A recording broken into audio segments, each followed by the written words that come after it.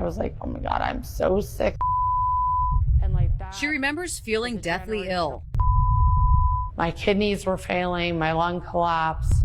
Then almost nothing until waking up from a coma 6 weeks later with no voice from the ventilator and no limbs. It was very, very foggy, you know, and then even after my family told me, it took me a minute to realize like what had happened. It was March 2020 when this active Mahoning County mother and associate principal thought she had bronchitis, was diagnosed with the flu, but had also developed bacterial pneumonia and strep, sending her body into septic shock. Sepsis is a blood infection, obviously, and it takes over your vital organs, and that's what was shutting everything down. Leaving doctors no choice but to amputate. Because they were afraid that it was spreading so rapidly, I was already getting purple. My fingernails were starting to fall off. And I really felt like I was just not going to make it. Not only had her life changed, but the entire world because of the pandemic.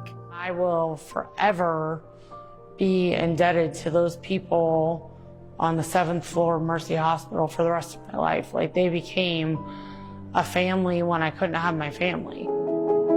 There she found inspiration, missing her children, family, and friends, determined to battle back one step at a time, enduring weeks of intense physical therapy. Best fight of my life.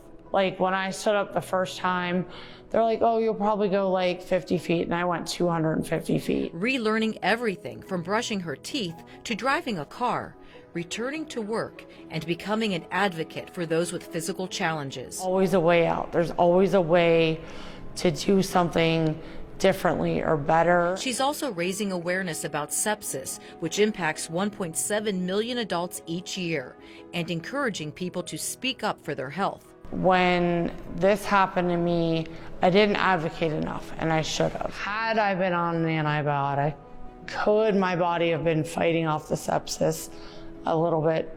Probably.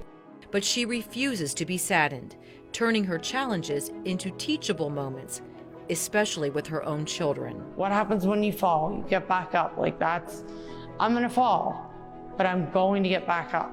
Because she says stronger than any pity is the power of purpose and love. We're often faced with adversity that we don't see coming, and see that I can do and so many other people can do. We just do it differently. Going like a freight train. In Mahoning County, Suzanne Stratford, Fox 8 News.